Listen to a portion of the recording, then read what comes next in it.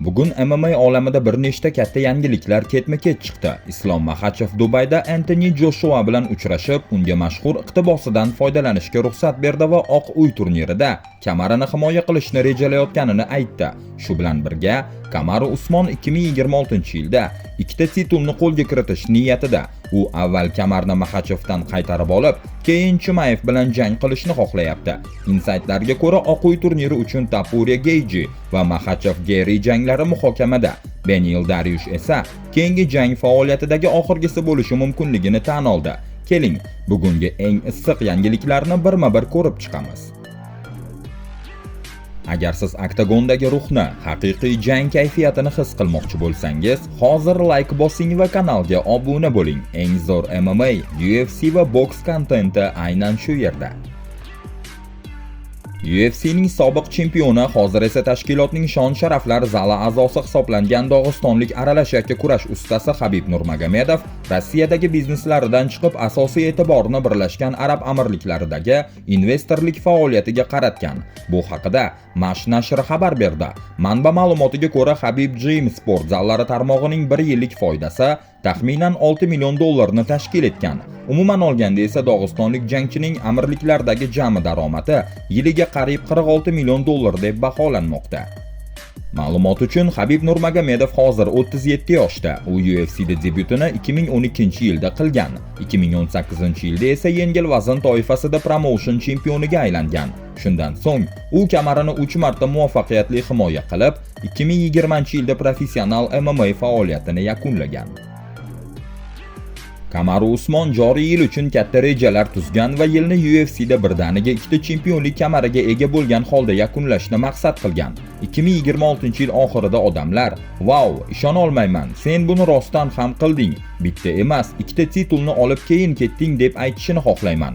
Albatta, avvalo yarim o'rta vazn toifasi. Chunki shu kamarni olmasdan turib ikkinchi titulga chiqib bo'lmaydi. Bu mantiqan to'g'ri. Men hali ham shu diviziondaman. Unda nega avval shu kamarni qaytarib olmasligim kerak?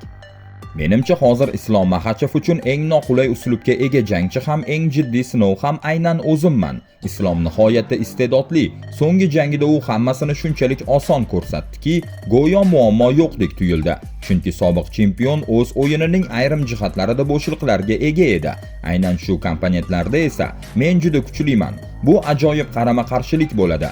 Men Islomni hurmat qilaman, lekin bu titulni olib ketaman deb o'ylayman, dedi nigeriyalik Eurosportga bergan intervyusida.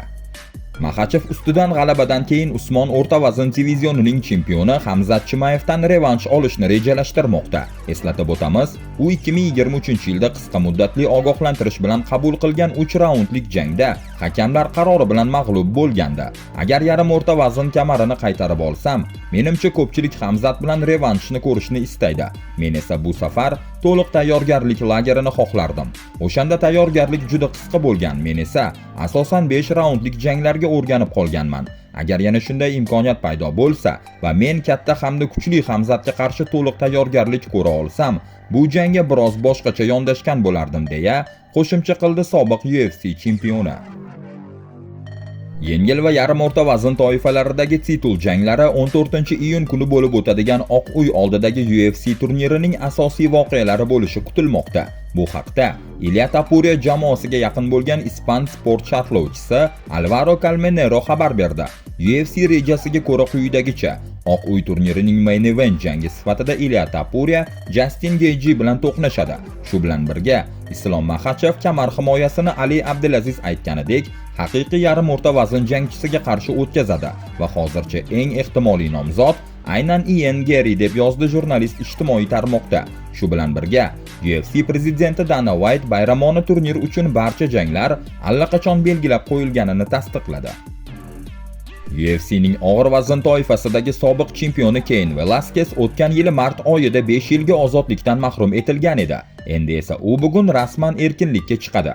Amerikalik jangchi shartli ravishda muddatidan oldin ozod etilishi haqida ijtimoiy tarmoq orqali xabar berib, chiqishidan keyingi rejalarini ham aytib o'tdi. U muxlislar bilan uchrashuv o'tkazish va seminar tashkil qilish niyatida. 15-fevral kuni ozodlikka chiqqanimdan so'ng San-Xoseda bir kunlik holotropik nafas olish seminari o'tkazish imkoniyatini ko'rib chiqyapman. Seminar doirasida savol-javob seriyasi ham bo'ladi deb yozdi og'ir vazn jangchisi ijtimoiy tarmoqda.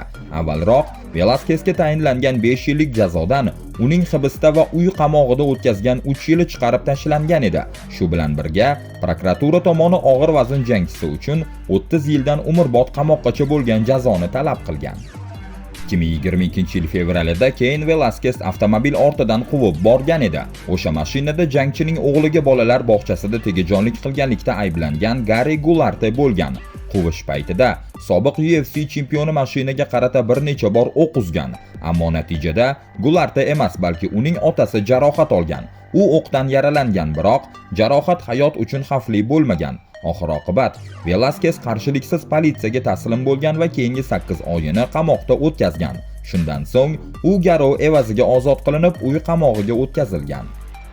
Ma'lumot uchun 43 yoshli Keyn Velaskes oxirgi jangni 2019-yil fevralida o'tkazgan. O'sha bahsda u atigi 26 soniyada Francis Ngannouga nokaut bilan yutqazgan edi.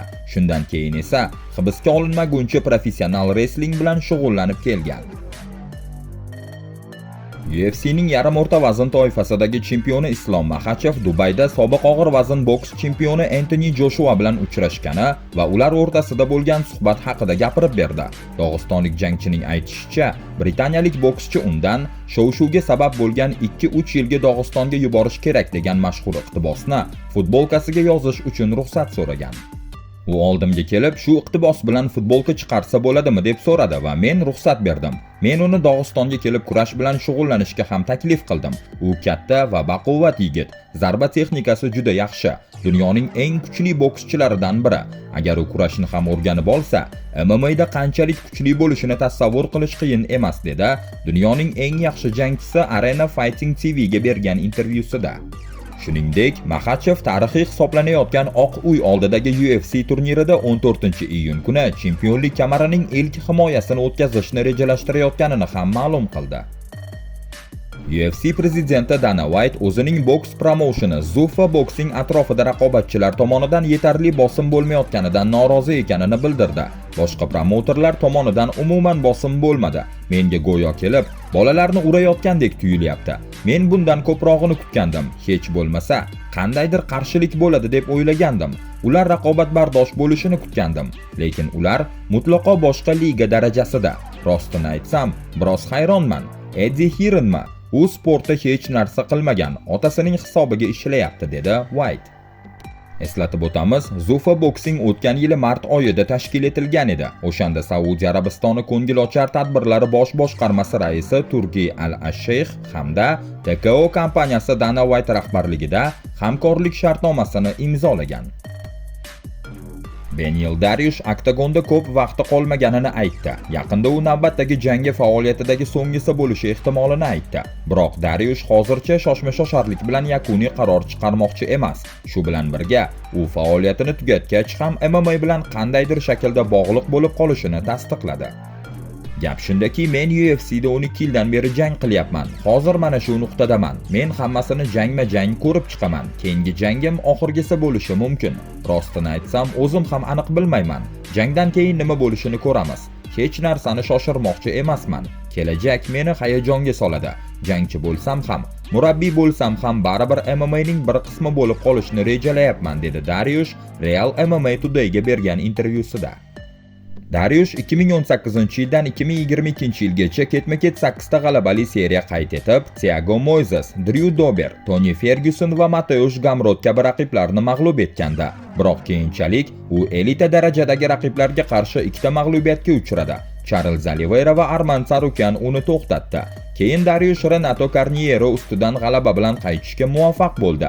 Ammo o'tgan noyabrda tajribali jangchi Benoit Saint-Denisdan atigi 16 soniyada nokaut bo'lib yutqazdi. Hozirgi ma'lumotlarga ko'ra, Dariush 11-aprel kuni Miamidagi Kaseya Center arenasida o'tadigan UFC 327 turnirida finisher sifatida tanilgan Manuel Torresga qarshi jangni deyarli kelishib bo'lgan. Bugungi xabarlar shulardan iborat edi. Agar videoga hali ham like bosmagan bo'lsangiz, albatta like bosib bizni qo'llab-quvvatlang va kanalga obuna bo'lishni unutmang. Keyingi videolarda uchrashguncha salomat bo'ling.